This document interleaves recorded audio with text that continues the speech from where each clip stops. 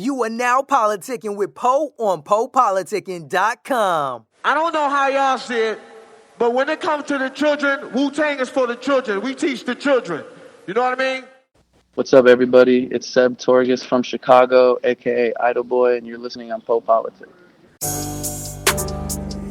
10.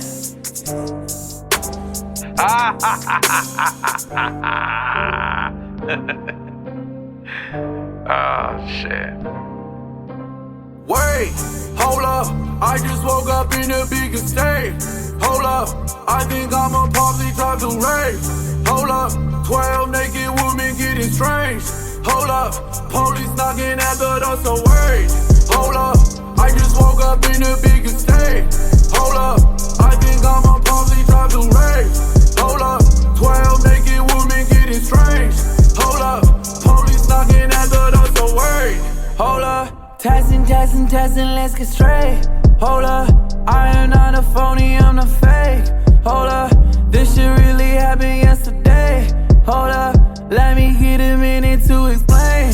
Hold up, I was in the hills with some babes. Hold up, you know I don't like exaggerating. Hold up, I was really lit, it was crazy. Hold up, bunch of women by the pool, they naked. Hold up, Rockstar lifestyle, I might never make it. Hold up, Bentley coupe, I might have been erased. Hold up, can't slow down, I'm on the interstate. Hold up, police get behind us, I'm like, wait. Hold up, I just woke up in the biggest state. Hold up, I think I'm a probably try to rave. Hold up, 12 naked women getting strange. Hold up, police knocking at the door, so wait. Hold up, I just woke up in the biggest state. Hold up, I think I'm a probably try to rave. Hold up, 12 naked women getting strange. Hold up, police knocking at the door, so wait. Hold up, police got behind me running plays. Hold up, think I might pull over, I should wait. Hold up, now we right in front of the estate. Hold up, one more time and hold up, wait. Hold up, it's a bunch of police in the crib. Hold up, man, I hope they don't look over here. Hold up, he looked at me like he was a fan. Hold up, then he winked at me, said here's the plan. Hold up, I'ma turn my head and walk away. Hold up, you just keep it down and I won't say shit. Hold up, you got 12 girls running around naked. Hold up, neighbors calling, all they said was wait. Hold up, I just woke up in the biggest state. Hold up, I think I'm a probably try to rave. Hold up, 12 naked women getting strange. Hold up, police knocking at the door, so wait. Hold up, I just woke up in the biggest state. Hold up, I think I'm a probably try to rave. Hold up, 12 naked women getting strange. Hold up, police knocking at the door, so wait. Hold up.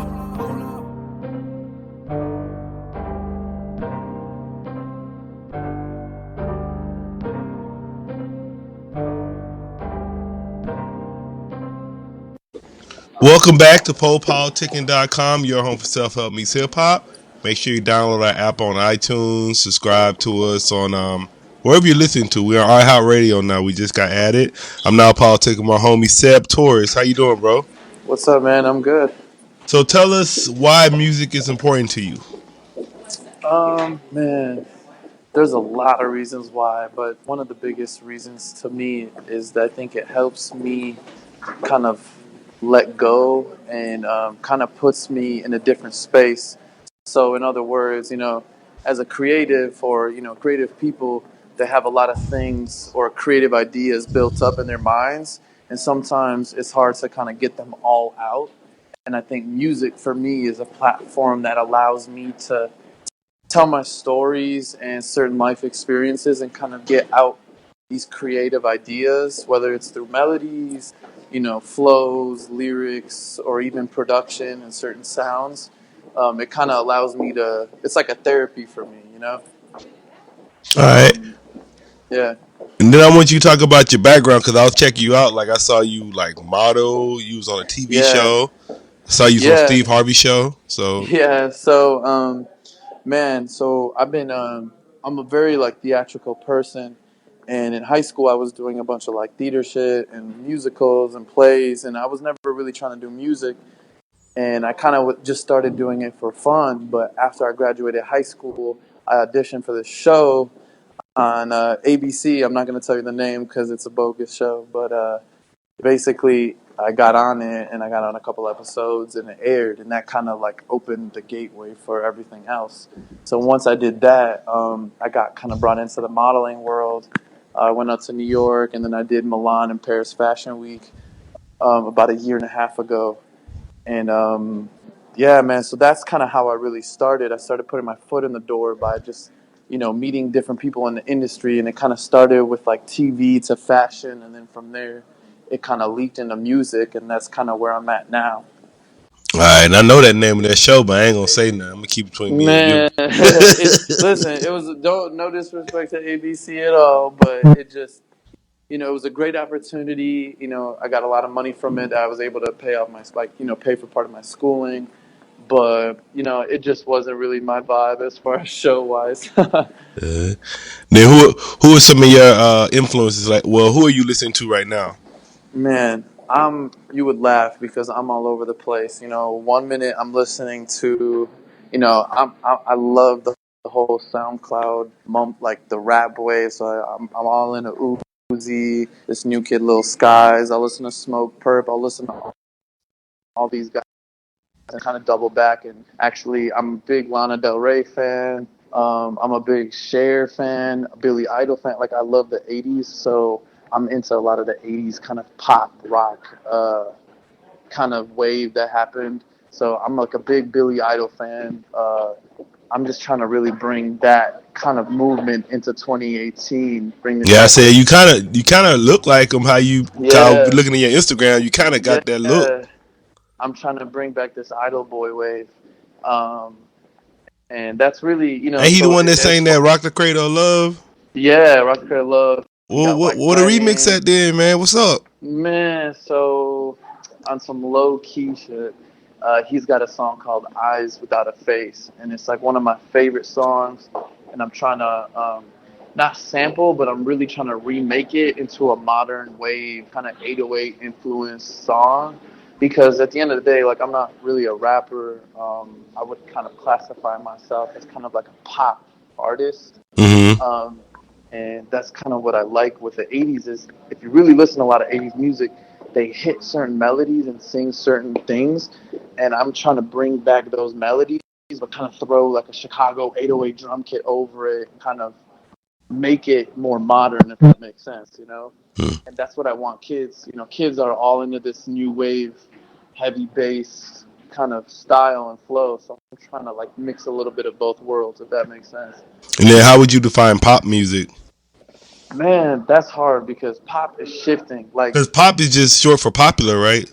Exactly, yeah. Yeah. Pop is super popular, and I think now with so many different genres and so many different artists pushing boundaries, like, I look at Lil Uzi, and he's a pop artist to me. Right. If you look at a lot of his Amigos, records, Amigos are pop. Drake is pop, and a lot of people fight with me on that because, everyone has their own definition of things. But if you look at the numbers, and if you look at commercially their success, like Yachty, like that's pop.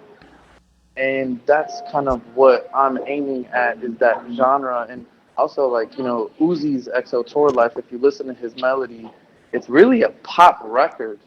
I think with the drum kits in it, people kind of get confused and want to classify it as a certain genre. But, I mean, it's back to kind of like my sound and my project that we've been working on and this single that's going to come out. It's really, I would classify it as a pop. A pop rock, like a pop artist. Well, you went to the next question. I was going to ask you about your current projects anyway. So so what you working on? So basically, the past couple of months, I've been really developing my sound and working on just really becoming a stronger artist and building up on my production and writing skills. Mm-hmm. So past couple of months, I've been working on my first big studio album, and we're going to name it Idol Boy. And basically, with that being said, we got I have like 30 records, but only probably 7 or 8 are gonna make the cut, Mm-hmm. and we have 3 very strong singles, and we shot videos to all of them. So we're basically sitting on like a really big package that we have, and we kind of want to push these 3 singles out and really build this hype for this project. Because right now there's a lot of hype for this, project I've been working on, album slash EP, if you want to call it. And we're really just trying to, this is kind of my first big music project that people are kind of looking. Before it was kind of like, oh, Seb, yeah, he a model, or oh, Seb, he kind of like, he's just like a character, like he a character, or he's he's just kind of an entertainment character. And I'm trying to shift that into like that Seb, bro, he's like a singer, and that's really what this project is going to be. So what are some things you do far as self-improvement? Man, I would have to say learning. Okay, so my first one I would say learning how to be patient. I know that kind of sounds weird, but patience to me has really helped me self-improve myself as an artist and as a creative, and also as just like a human. Before, I never really had anyone to tell me, what being patient felt like, or the process of it. People don't really talk about it as much. And something I've learned over the past 4 or 5 months is really just how to be okay and trust the process and understand that it takes time. And now that I've done that, I've really become a stronger person, a stronger artist, and it's helped me self-improve as well. So that's like my first big one that I would say is help. Another thing is really to have fun with it. I know that sounds so corny and easy, but you would be surprised at, how many times people say they do it for fun and it becomes serious and it becomes more stressful than fun. Don't get me wrong, like, everything always stressful, but I really just try to remind myself that this is fun. I'm just trying to have fun, and that's kind of a way to help me become less stressed, if that makes sense, All right. And then what's some of your interests outside of music? We was kind of talking about them, but let's go on a little bit more. I would say fashion's a big one. I love TV. I love design. Those are kind of like the big 3 things, but fashion's obviously my really big one, and just kind of like design. If I were to go back to school, or if I make and get a lot of money, I'd go back to school and study design and learn how to like build like furniture and clothing as well. Yeah, and I know this might sound, but I'm kind of naive to this. But so about fashion. So what is fashion? Man, that's tough. Because kind of again back to same genres. As pop. For real, and back to the whole genre discussion. Like I said, everyone has a different perception and an idea of what fashion is. So I might have a different idea than my homie does. He might look at fashion as something else, but to me, fashion blends into everything. And I think right now with music, you see a new artist, right? You watch their video or you see their Instagram. What's the first thing you look at? Their style. I hate to say this, but if someone will send me this new artist, I'll go on their Instagram and I look at their page, and kind of the younger generation right now, the first thing we're looking at is how they're dressing, how they look, the image that they're giving off on their page, and that's fashion. And I think that it plays a really big role right now in the music too, because it's, labels and stuff and businesses and commercials, they want to see what artists look like. Sometimes it's not even, I hate to say this, but sometimes they don't even listen to the music. Sometimes they're just like all about image. Or look. Yeah, because really, because you think about it, to be honest, they can create the music for you. They just need you to have a certain look. They create the music. Exactly. Shit, they can get the music behind you. They just need that look. They can't create a look though.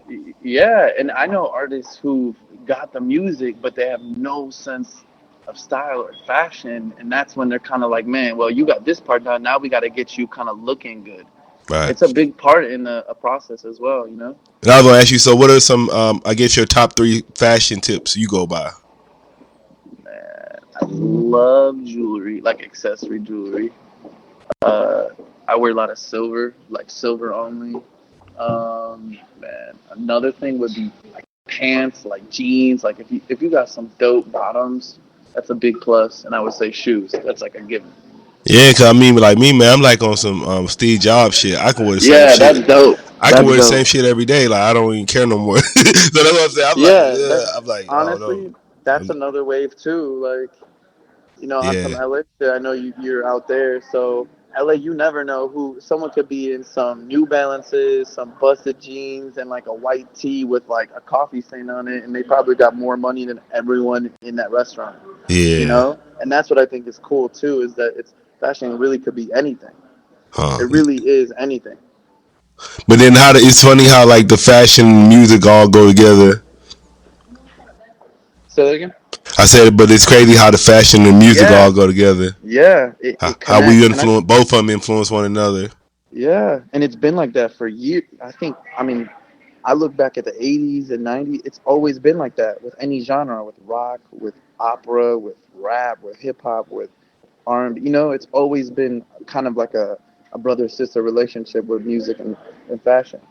All right. Now, I want you to talk about some because a lot of artists they don't know about marketing and promotion. So I want you to talk hmm about some things you do as far as marketing and promoting yourself. Well, see, I went to school and graduated with a marketing degree. Oh, So, you money, huh? yeah, while I was actually going to school, I was kind of working on my first big debut project. So it was kind of helping me market myself and started to get myself to think in certain ways of how I want to be marketed to my audience or to the world. So just an important thing is you got to know yourself. You got to know what you want. You got to know how you want people to view your brand. So like the color, the style, like the texture of your brand. I know that sounds crazy, but like it, No, say by what you under, mean by the texture. so like understanding by understanding what you want with your brand, like when I say texture, like for me, like when you think of leather, what do you think? Like I think of like rock, like punk, kind of a reckless attitude. So I'm thinking leather. I want my brand to be like this new wave rock kind of attitude. I know that sounds crazy, but it's something that I know what I want from my brand. I have this like vision of how I want people to view me, if that makes sense. Mm-hmm. How was But that?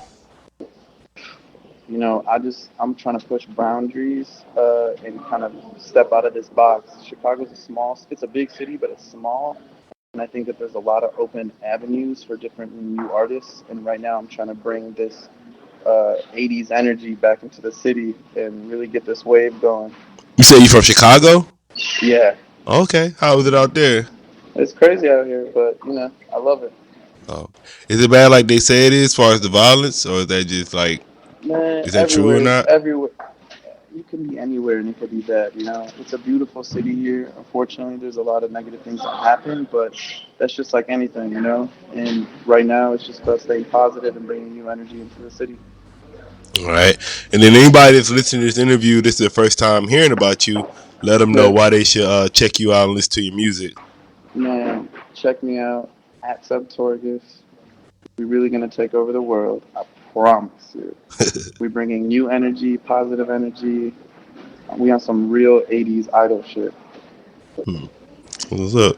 And then, what's the best piece of advice you ever received? It's okay to fail. Hmm. I know that sounds crazy, but I'm not scared of failing. I'm not scared of losing. Because I know I'm gonna get this shit, and it's kind of a reminder that you just keep pushing. When you start to become scared of failing, that's when you start thinking, "What if?" You can't think, "What if?" You just gotta think, "I'm doing it." Yeah, you just do it, huh? Yep, All right. What would you like to say to your fans? man. I love you guys. I hope you love me. Hmm. And man, new project on the way. It's gonna change everything. All right, man. I want to say thanks for coming through politicking with me. Man, thank you. Anything we didn't talk about, you want to talk about? Man, I think we got everything. All right. What's your social media again and everything? It's at Seb Torgus, SebTorgus. PoPolitickin.com. The PoPolitickin Show is brought to you by Audible. With over 180,000 titles to choose from, Audible is great for any continuous learner wanting to grow and expand their knowledge and insight. Go to www.audibletrial.com/POAudio and get an audiobook of your choice free with a 30-day trial. After the trial, your paid membership will begin at $14.95 per month. With your membership, you will receive 1 credit every month, good for an audiobook on Audible. Cancel before your trial ends and you will not be charged. So go to www.audibletrial.com/POAudio and download a free book by Tony Robbins, Grant Cardone, Napoleon Hill, Les Brown, Damon John, and more. Always remember that knowledge is power.